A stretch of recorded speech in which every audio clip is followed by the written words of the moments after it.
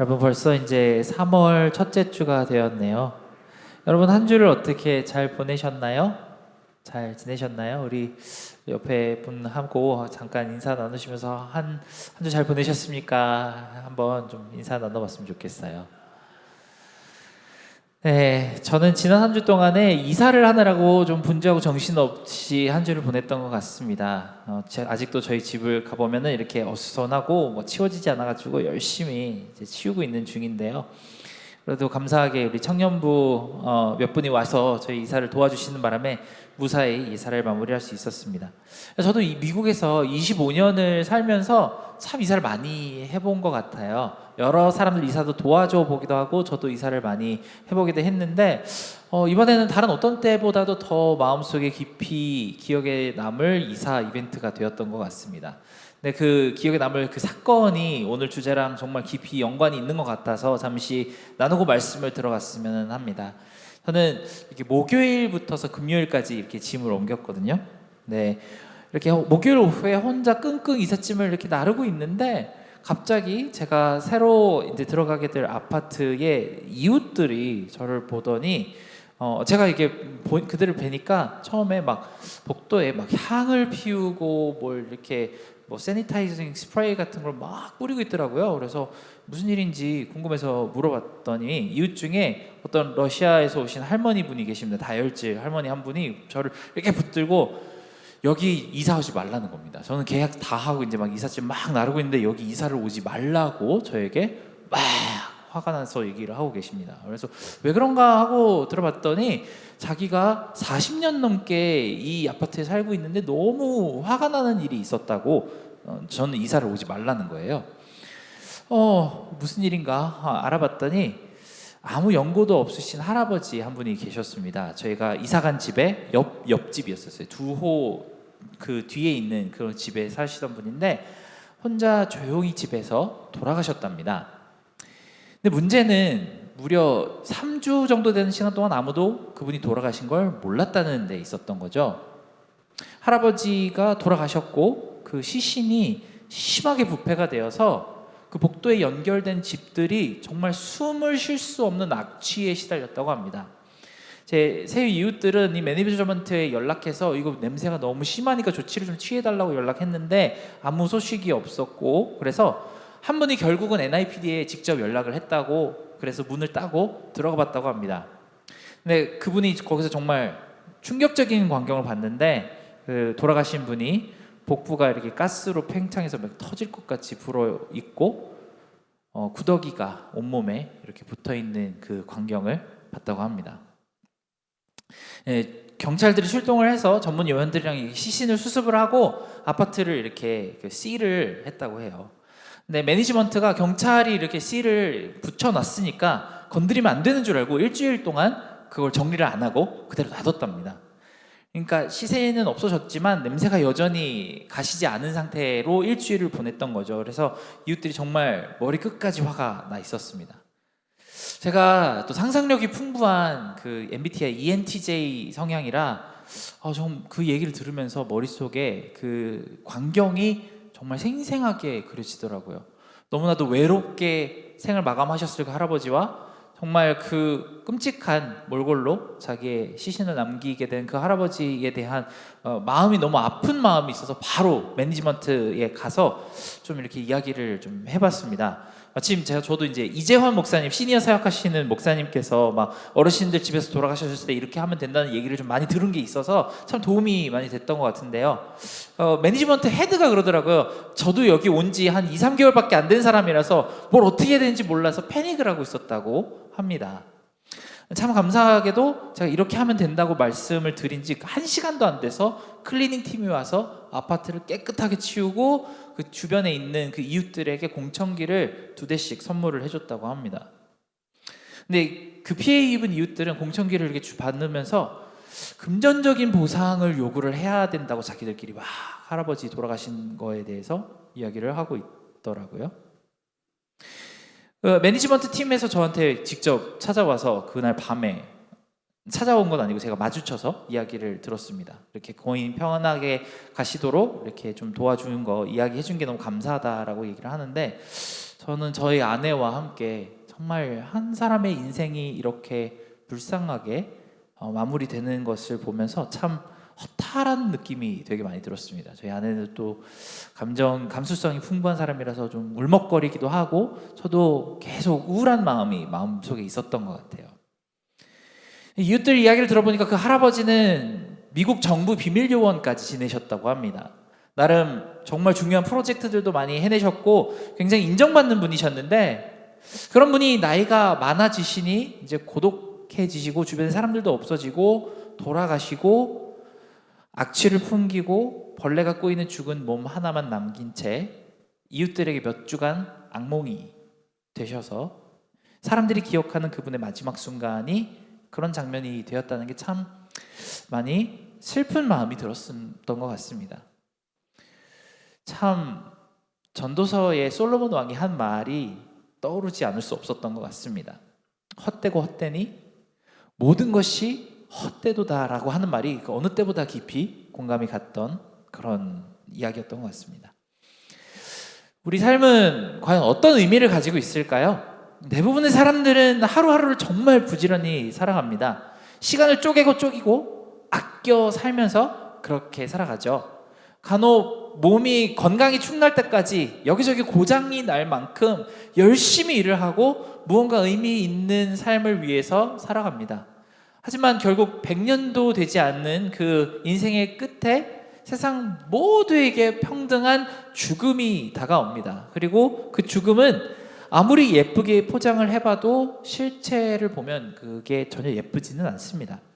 관 속에 담겨서 땅에 묻히든 아니면 집에서 조용히 인생을 마지막을 맞이하든 상관없이 자연의 섭리에 따라 부패하고 벌레가 꼬이고 흙으로 먼지로 우리는 돌아가게 됩니다. 정말 대단한 위인이 아니라면은 한두 세대가 지난 후에는 우리의 이름과 업적이 모두 다 잊혀지겠죠. 마치 세상에 없었던 사람처럼 그렇게 됩니다. 우리는 매일매일을 사는 이 삶 가운데 무엇을 위해서 그렇게 열심히 뛰어가고 행동하면서 살아가고 있는 것일까요? 지금 제가 이삿짐을 이렇게 싸면서 최근에 나온 추적 60분을 보면서 이렇게 정리를 했는데요. 요즘 최근에 나온 추적 60분에 최근에 한국에는 7세 고시라고 하는 게 큰 이슈가 되고 있다고 합니다. 그게 뭐냐면요, 한국 나이로 7살 애들, 그러니까 여기 나이로 5살, 6살 되는 아이들이 명문 학원에 입학하기 위해서 고등학생도 못 풀 만큼 어려운 영어 시험 문제들을 풀어야 한다고 합니다. 그 장면이 이렇게 텔레비에서 나오는데 아이들이 이 스트레스 때문에 울음을 멈추지 못하는 장면이 나오고, 그 아이들이 엄마 손에 이끌려서 마치 도살장 들어가는 것처럼 그 시험장으로 들어갑니다. 어머니들도 애들을 그 시험장 안으로 밀어 넣어놓고 자기들끼리 막 애들 교육하느라고 스스로가 우울증 걸린 것 같다고 하면서도 아무도 이 죽음의 경주를 멈출 수가 없습니다. 저희 둘째가 이제 곧 한 3주 뒤에 5살이 되는데요. 이런 조그만 애들을 밤 10시, 11시까지 학원에서 맹렬히 공부하는 방법을 주입시키는 거죠. 그러다 보니까 한국 서울엔 특히 정신질환이 10년 전에 비해서 유소년들에게 2배 반이 늘었다고 합니다.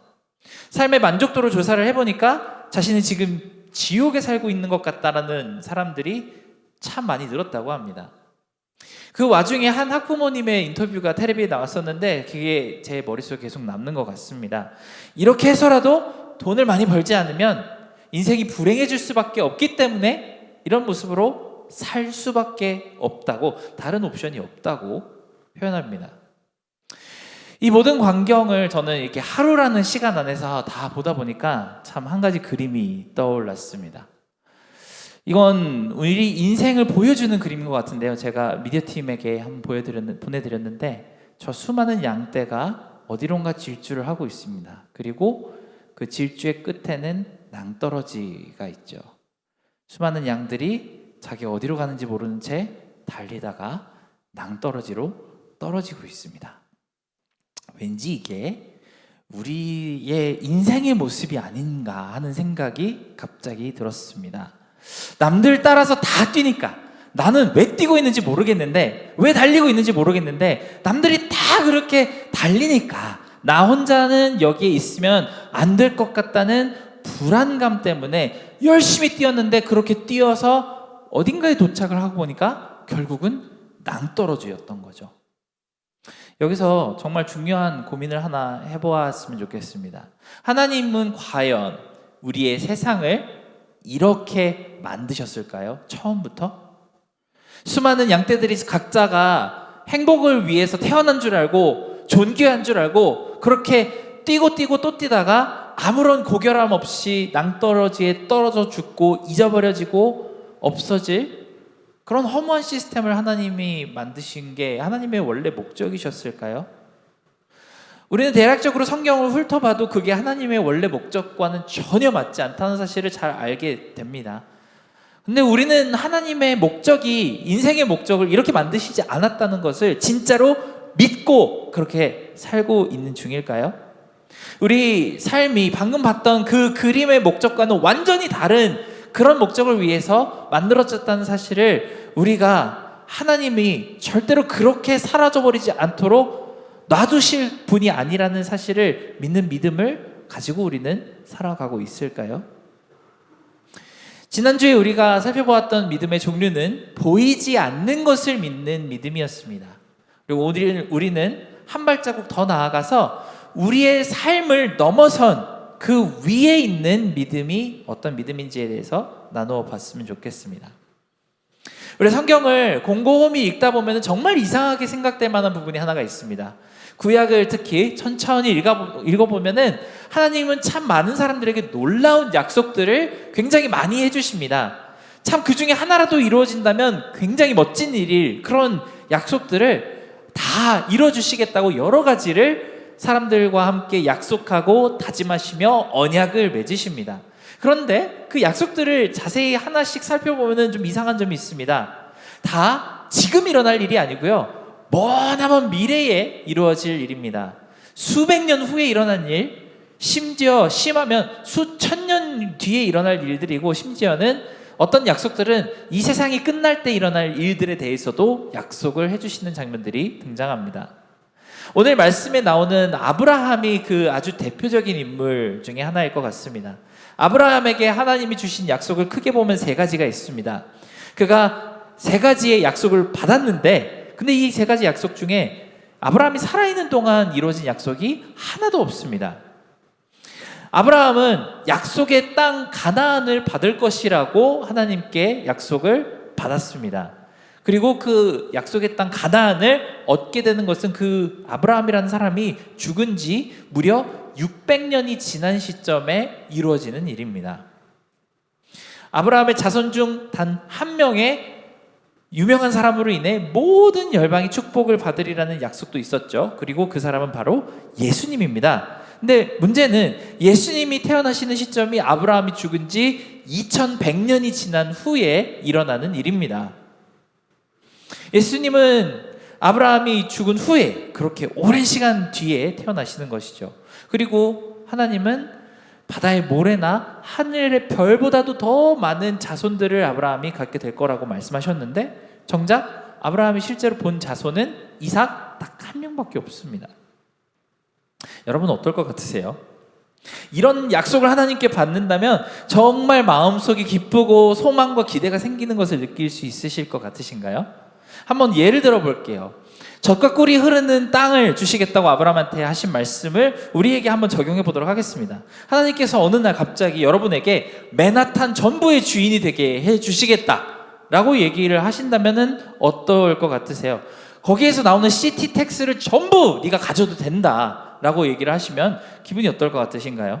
작년에만 봐도 뉴욕 시티 텍스가 200억 달러가 나왔다고 합니다. 그걸 한국 돈으로 해보면 3조 원이 넘는다고 하는데요, 정말 말도 안 되는 액수의 큰 부이죠. 근데 함정이 있습니다. 500년 후에 일어날 일입니다. 그러면 갑자기 김이 팍 식는 느낌이 들지 않으시나요? 우리 집안에서 만약에 하나님께서 약속을 해주십니다. 전 세계에서 가장 유명한 사람이 나올 겁니다. 근데 2000년 후에 태어난다고 합니다.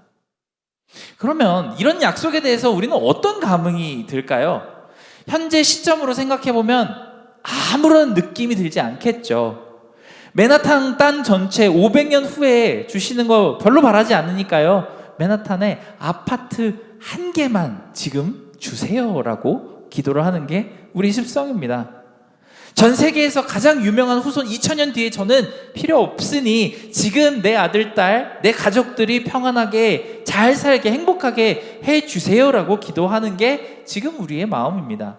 모래알 같은 자녀들, 하늘의 별같이 많은 자손들, 후손들 저 그다지 필요 없으니까 제가 정말 나중에 힘들고 외롭고 늙었을 때 제 옆을 지키게 해줄 그 몇 명만 남게 해주세요라고 기도하는 게 사실 우리의 믿음의 분량입니다.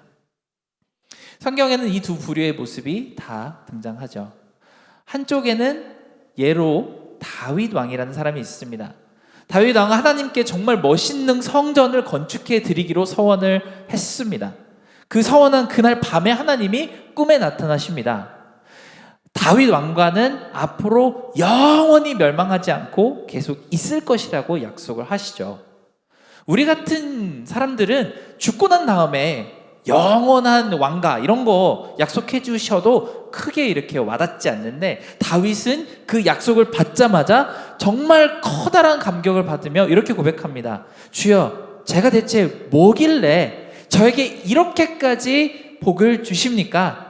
저는 그 약속이 반드시 이루어질 걸 절대적으로 믿습니다. 꼭 약속을 지켜 주시옵소서라고 기도를 합니다. 왜 다윗은 그렇게 기도를 했을까요? 다른 한편으로는 자기 삶밖에 모르는 사람도 등장합니다. 그 중에는 히스기야라는 왕이 있었는데요. 그 히스기야 왕은 사실 역사적으로 봤을 때 굉장히 좋은 왕이었습니다. 신실하고 하나님 앞에 잘하는 왕이었죠. 그런데 결정적으로 미련한 실수 하나를 저지릅니다. 바로 자기가 가진 모든 재산과 비밀을 바벨론이라는 나라의 사신들에게 보여준 것이죠. 자랑을 하고 뽐을 냈습니다. 그는 곧바로 선지자 이사야에게 혼인합니다. 혼인하면서 그의 삶은 평안하게 끝나겠지만 그가 죽고 나면은 그 뒤에 왕들의 후손들의 나라가 전부 바벨론에게 끌려가고 자기가 지금까지 보여줬던 그 보물들을 다 바벨론에게 빼앗기게 될 것이라는 예언을 받습니다. 근데 이 예언을 받고 히스기야는 좋아합니다. 저의 삶을 평안하게 해주시겠다고요? 감사합니다. 저는 편안하게 죽어서 제 조상들의 묘실에 묻히게 해주시겠다니 감사합니다. 그러고 경배를 합니다. 뒤에 나라는 어떻게 될지 자기는 크게 관심이 없다는 거죠. 우리는 이 마음의 신앙을 바라보면서 영혼의 약속 이런 것들을 좋아했던 다윗 왕과 지금 내 삶의 평안만을 붙들며 좋아했던 히스기야 왕 두 사람의 모습을 다 볼 수 있습니다. 그리고 지금 나의 믿음을 생각을 해보면 우리의 믿음은 다윗 왕의 믿음에 가까울까요? 아니면 히스기야 왕의 믿음에 가까울까요? 머릿속으로 여러 가지 생각이 들겠지만 아마 우리가 기도하는 것들을 살펴보거나 내가 지금 진짜 간절히 원하는 것들을 생각해보면 당연히 히스기야 왕 쪽으로 기울 것이 분명합니다. 그럼 우리는 어떻게 성경 속에 나오는 몇몇 사람들이 자기 죽음보다 훨씬 뒤에 올 사람 하나님의 약속에 대해서 여전히 기대하며 자신의 삶에 올인할 수 있었는지를 한번 봐야만 하겠습니다. 왜냐하면 하나님이 정말 바라시는 믿음의 두 번째 요소가 바로 이 삶을 넘어선 하나님의 영원한 약속을 믿는 믿음이기 때문입니다. 이 삶에 대해 이해하기 위해서 가장 첫 번째로 생각해 봐야 되는 것이 바로 삶에 대한 관점입니다. 우리는 삶을 어떻게 어떤 의미로 바라보고 있는지에 대해서 생각해 봐야 될 것이 분명합니다. 세상 사람들, 거의 대부분의 사람들은 이 삶을 두고 생각할 때 태어나는 것을 시작으로 보고 죽는 것을 끝이라고 생각합니다. 하지만 이 삶의 의미를 두고 오늘 말씀에 나오는 사람들, 노아나 아브라함 같은 사람들은 고향으로 찾아가는 여행길이라고 봤다고 전달하고 있습니다. 그러니까 이분들에게는 아직 본편이 시작도 안 한 것이죠. 무언가 진짜 본 게임을 시작하기 전에 준비하는 시간이 지금 이 땅 위에서 살아가는 시간이라고 생각합니다. 아니면 본 게임을 향해 찾아가는 시간을 지금 우리의 삶이라고 생각하는 것 중이라고 합니다. 유명한 작가인 C.S. 루이스는 나니아 연대기라는 책을 썼습니다. 정말 재밌는 책인데요. 여러분 한번 안 읽어보셨으면 꼭 읽어보셨으면 좋겠어요. 근데 그 나니아 연대기의 맨 마지막 권 7권을 끝내면서 이렇게 표현을 합니다. 지금까지 있었던 모든 이야기는 전체 이야기의 서문에 해당했다. 앞으로는 더 즐겁고 놀라운 이야기들로 가득 찰 것이며 페이지가 진행되면 진행될수록 그 즐거움은 깊어질 것이다 라고 표현합니다. 우리가 책을 사면 주로 서론에 해당하는 부분은 한두 장 안에 끝나죠. 그리고 본론이 뒤에 한 몇백 장 정도로 이어지는 것을 우리는 볼 수 있습니다. 이 책은 뒤에 나올 많은 이야기들을 간략하게 소개해주는 그런 역할을 하는 것이 바로 서문인데요. 찍어 먹어보는 거죠. 우리 삶이 바로 이 서문에 해당한다라고 그런 역할에 불과하다고 설명합니다. 우리가 70년을 살든 80년을 살든 아니면 100살이 넘게 살든 우리가 지금 살고 있는 이 시간 가운데 일어나는 모든 일들은 그 뒤에 있을 더 중요하고 더 가치로운 이야기의 시작점에 불과하다고 성경은 설명합니다. 그런데 우리는 정말 이런 관점으로 이 세상 속에서 시간을 보내는 우리의 모든 삶을 바라보고 있을까요? 이 시간을 준비하는 시간으로 보고 있으며 그 뒤에 우리가 죽은 다음에 오히려 더 중요한 일들이 있을 것이라고 기대하면서 하루하루를 보내고 있는 중일까요? 예전에 제가 한번 한국에서 온 대학생과 미국에서 온 대학생이 서로 이야기를 이렇게 나누는 것을 본 적이 있습니다. 서로 이제 한국 대학교와 미국 대학교의 차이를 막 이렇게 이야기를 하는 거를 본 적이 있는데 많은 차이점이 있더라고요. 근데 그 많은 차이점 중에 하나가 한국 대학생들은 대학에 가는 것을, 입학하는 것을 목표로 생각을 하고 있다면 미국 대학생들은 대학을 졸업하는 것을 목표로 삼고 있는 그 차이점이 있더라고요. 심지어는 학번 이야기를 할 때가 그 차이가 크게 났습니다. 만약에 제가 25년 학번이다 라고 한국에서 얘기를 했다면 그것은 25년에 입학을 했다는 뜻이죠. 근데 미국에서 나는 25학번이다 라고 하면은 25년에 졸업을 했다는 뜻입니다. 그러니까 우리가 대학이라는 것을 바라보는 관점 자체가 이렇게 조금 다르다는 뜻이죠. 일단 한국에서는 좋은 대학에 들어가면 어느 정도 뒷일이 그 미래가 좀 정해지다시피 한 거고, 반대로 미국에서는 대학을 들어가는 그 시점에서부터 진짜 사회생활이라는 것을 시작한다고 본다고 합니다. 어느 나라 문화가 더 좋다 나쁘다를 이야기하는 건 아닌데, 제가 그래서 눈에 띄게 바라본 차이점은 대학 생활 자체가 차이가 납니다. 한국 대학생들이 대학 생활을 살아나가는 모습과 미국 대학생들이 대학 생활을 살아가는 모습이 굉장히 달랐던 것 같아요. 그런 관점에서 봤을 때 이 태어남과 죽음을 시작과 끝이라고 보는 사람들과 이 인생 전체를 준비 과정으로 보는 사람들에게는 그 삶의 태도가 굉장히 차이가 날 수밖에 없습니다.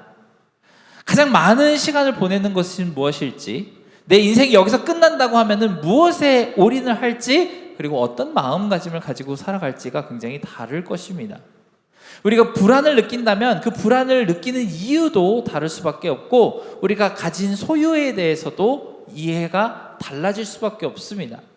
한 해 한 해마다 나이를 먹고 노화해가는 그 과정, 내 머리가 점점 색깔이 하얀색으로 변화가는 그 모든 과정 가운데서도 완전히 다른 시각으로 스스로를 바라보게 될 것이 분명합니다. 아까 잠시 언급했던 그 C.S. 루이스는 점점 노인이 되어가는 자신의 모습을 보면서 자신이 오히려 하나님 나라에 더 가까워져 가고 있다며 즐거워하고 기뻐했다고 합니다. 이런 사람들의 모습을 보면 아까 낭떠러지로 떨어지는 양들 같은 그런 모습으로 사는 사람들과는 굉장히 다른 모습을 우리는 발견할 수밖에 없습니다. 많은 세상에 사는 사람들, 특히 이 자리에 앉아서 예배를 드리고 있는 우리마저도 미래가 두렵고 죽음이 공포로 다가오고 나이 먹고 늙어가는 그것을 가급적이면 피하고 싶어하는 그런 온갖 노력을 다하는 그 모습이 우리 가운데 있다면, 정말 하나님 나라를 믿고 그것을 바라보며 살아가는 사람들의 관점 가운데는 그 노화의 시간이 굉장히 다르게 보인다는 그런 메시지가 있습니다. 그리고 이것이 정말 하나님을 믿는 사람들이 가진 믿음이라고 오늘 말씀은 설명합니다. 하나님께서 500년 후에 있을 일을 약속하십니다. 2000년 후에 일어날 일을 말씀하시죠. 그리고 세상 모든 것이 다 멸망해버리고 일어날 일에 대해서 약속하며 말씀하셨습니다. 그때 아브라함과 사라와 이삭과 야곱은 나랑 전혀 상관없는 일이 아니고 언젠가 직접 내가 받아서 실제로 누리고 즐거워할 일이라고 받아들였습니다. 그래서 아브라함은 이 모든 것에 자신의 가진 모든 것을 내려놓을 준비를 했던 사람이죠. 심지어는 자기 외아들인 이삭마저도 칼로 찔러서 죽일 준비가 되어 있었습니다. 몇 주 뒤에 우리는 이 말씀에 대해서 살펴보겠지만 지금 칼로 이삭을 찔러서 내가 죽여도 하나님은 이 이삭을 멀쩡하게 살려내실 거라고 믿었기 때문에 그렇게 할 수 있었던 것입니다. 히브리서에 나오진 않았지만 시편을 보면 다윗 또한 영원한 나라 다윗 왕국의 주인공인 예수 그리스도라는 분을 믿음으로 바라보며 기쁨의 노래를 수백 편을 써서 불렀습니다. 다니엘도 자기가 죽은 뒤 500년 후에 오실 예수님의 환상을 기록하면서 정말 기대감에 차서 기뻐하며 포로 생활을 마감했습니다. 그 일은 죽어서 뼈만 남았을 때 더 이상 나와 상관없는 일이 아니고 그때 그 시점에 나는 살아서 내가 그 광경을 직접 눈으로 보면서 기쁨의 환호성을 지를 축제날이라고 완전히 믿는 사람들이 할 수 있었던 믿음의 고백입니다. 내가 어려울 때 여러 종류의 믿음들을 우리는 동원합니다. 하나님께서 도와주실 거라는 믿음을 가지고 있죠. 내게 가장 좋은 것을 주시는 하나님이라는 믿음도 가지고 있습니다. 나의 죄와 허물을 다 용서해 주시는 하나님에 대한 믿음도 가지고 있습니다. 우리는 정말 믿음의 종교인 기독교를 믿음으로 받아들이고 있습니다만 이 모든 믿음들은 사실 하나님께서 우리에게 전해주고 싶으신 정말 가장 중요한 믿음의 곁가지에 해당합니다. 서브 캐테고리인 거죠. 정말 하나님께서 우리에게 전해주시고 싶으신 그 모든 믿음의 가장 핵심은 천국에서 우리에게 영원한 축제를 열어주실 하나님의 약속에 대한 믿음입니다. 다른 모든 믿음들은 그 한 가지 믿음의 사인표, 이쪽으로 가면 된다고 하는 사인표의 역할을 하는 정도입니다. 여러분이 믿음을 가지고 있다고 할 때 그 믿음이 주님께서 나의 기도를 다 듣고 이루어 주실 거라고 하는 믿음이라고 한다면 정말 좋은 믿음인데요. 그것은 구원에 이르는 믿음은 아닙니다. 내가 죄를 회개했을 때 하나님께서 다 잊어버리시고 용서해 주시는 분이라고 믿는다면 정말 좋은 믿음인데요. 그것이 천국을 얻게 하는 믿음은 아닙니다. 이 모든 믿음들은 사실 prerequisite의 믿음입니다. 이 prerequisite이 무슨 뜻이냐면요. 대학교 같은 데 가보면 정말 중요한 전공 과목을 듣기 전에 꼭 먼저 들어야 하는 필수 과목들이 있죠. 그런 과목들을 prerequisite class들이라고 부르는데요. 우리가 매일 살면서 성경 읽고 기도하고 훈련하며 하나님은 나의 옆에 계시고 나의 기도를 들어주시고 나를 사랑하시는 분이라고 하는 그 모든 믿음들은 사실 prerequisite의 믿음입니다. 그 선을 넘어서서 우리가 진짜로 메인으로 핵심으로 받아들여야 되는 진짜 믿음은 천국에서 하나님이 우리와 함께 영원히 축제를 즐기실 것을 믿습니다라고 하는 믿음까지 우리는 가야만 합니다. 내가 죽은 다음에까지 믿을 수 있는 그 믿음을 하나님은 우리에게 전해주시기 위해서 작은 믿음들로 탑을 쌓아 올려가시는 중이라고 생각하시면 될 것 같습니다. 아브라함은 그런 믿음의 과정들을 겪었습니다. 잘 살던 자기 고향 갈대아 우르라는 데서 떠나라라고 하나님이 말씀하셨을 때 첫 번째 그 과목 클래스를 이수했습니다. 광야에 살면서 지금 보이는 이 땅 다 나중에 너한테 줄게라고 얘기하셨을 때 그것을 믿는 그 과정도 그 과목을 수료한 것이고요. 몇 번의 고난을 이뤄내고 새로운 언약들을 맺는 그 과정 가운데 다 그 믿음들이 자라나게 되었습니다. 그러다가 마지막에 자기 아들 이삭을 죽여서 제단에 바치는 결심까지 하는 수준까지 믿음이 성장했습니다. 우리는 이보다 더 큰 믿음이 없다고 생각할 수도 있지만 히브리서에는 그 믿음에 대해서 이렇게 표현합니다.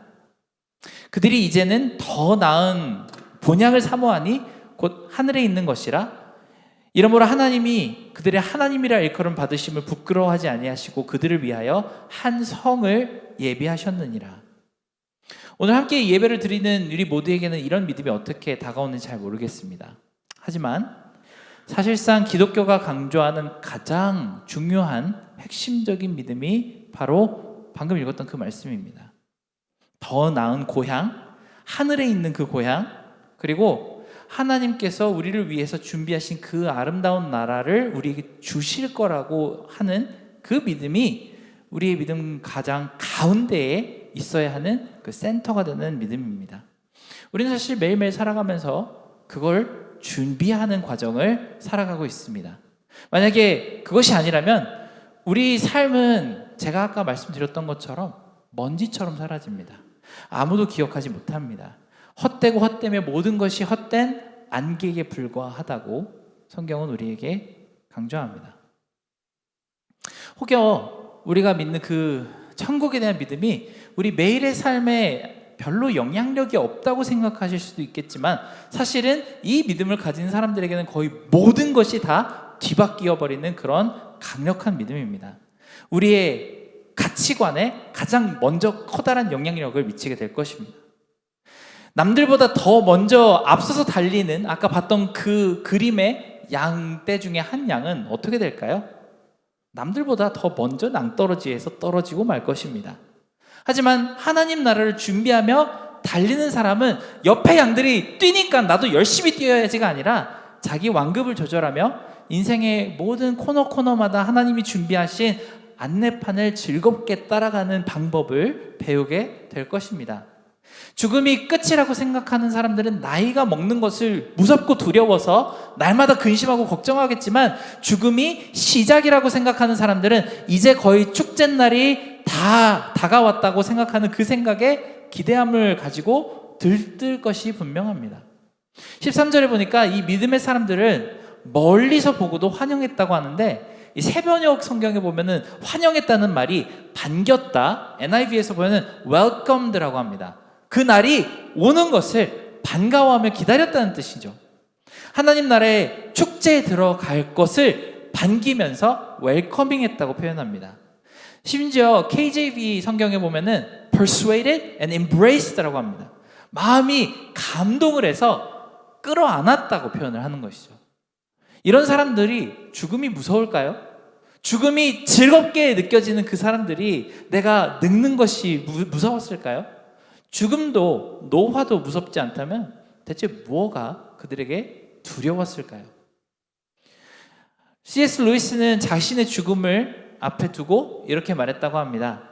우리가 믿는다고 고백한 것을 정말로 믿는다면, 즉 우리가 돌아갈 집이 어딘가에 있으며 이 세상은 그 집을 찾기 위해 방황하고 있는 과정이라는 사실을 정말로 믿는다면 우리가 그 집에 도착하는 날을 기대하고 기뻐하지 못할 이유가 무엇입니까? 이 믿음, 그리고 오늘 히브리서에 나온 이 메시지는 인생의 끝을 둔 사람들을 위한 메시지가 아닙니다. 우리 노인분들 80대 되시고 아니면은 건강이 많이 악화되셔서 이제 인생을 끝내려는 준비를 하시는 분들에게 필요한 메시지가 아닙니다. 지금까지 산 만큼 아니면은 그보다 더 긴 시간을 살아야 하는 우리 블레싱 워십의 예배를 드리고 있는 우리에게 필요한 그런 메시지입니다. 아마 노년에 가까울 때 이 메시지를 듣는다면 왜 더 이것을 일찍 깨닫지 못했는지에 대해서 깊이 후회하게 될 것입니다. 이 삶을 넘어선 믿음은 우리를 매일 사로잡고 질질 끌고 가고 있는 불안감을 날려버릴 믿음입니다. 우리가 가지고 있는 불확실성을 산산이 깨서 부셔버릴 믿음이죠. 우리의 불만족과 욕심을 아무 의미 없는 줄 알고 자연스럽게 내려놓게 할 믿음이고 삶에 대한 기쁨과 여유를 되찾게 해줄 수 있는 믿음입니다. 이 믿음을 우리가 가질 때 우리는 훨씬 더 포용적이 될 수 있고 어떤 사람도 더 깊이 사랑할 수 있게 해주며 모든 걸 포기하더라도 훨씬 더 큰 것을 얻을 수 있는 용기를, 그린 힘을 제공할 수 있는 믿음이 바로 천국을 믿는 믿음입니다. 우리가 생각할 수 있는 믿음 중에 가장 커다란 변화의 능력을 가진 믿음이 바로 천국을 향한 믿음입니다. 우리 속사람을 송두리째 바꿀 수 있고 변화시키고 새롭게 만드는 그 믿음이 바로 천국을 향한 믿음, 이 삶을 넘어선 세상에 대한 믿음입니다. 안타깝게도 제가 지금 이 자리에 서서 천국이 어떤 곳인지를 이야기를 전부 하는 것은 불가능에 가깝습니다. 그래서 신구약개론, 이제 이 돌아오는 주부터 시작하니까요, 들으시는 분들 잘 준비해 주시고, 만약에 아직도 내가 신청을 하지 않으셨다, 아직은 늦지 않았습니다, 같이 하실 수 있으면 좋겠습니다. 우리는 앞으로 평생에 걸쳐서 하나님 나라는 어떤 나라인가에 대해서 살펴보고 묵상하고 그려보고 기대하게 될 그런 주제입니다. 오늘은 그 약속을 믿는 믿음에 대해서만 이야기를 해보았습니다만, 이런 믿음을 얻게 해주시고 날마다 하나님 나라에 대한 그 기대감을 달라고, 우리에게 하나님 나라가 어떤 곳인지를 알게 해달라고 간절히 바라면서 함께 기도하고 찬양해 나갔으면 좋겠습니다. 그 믿음은 우리를 완전히 변화시킬 수 있는 믿음입니다.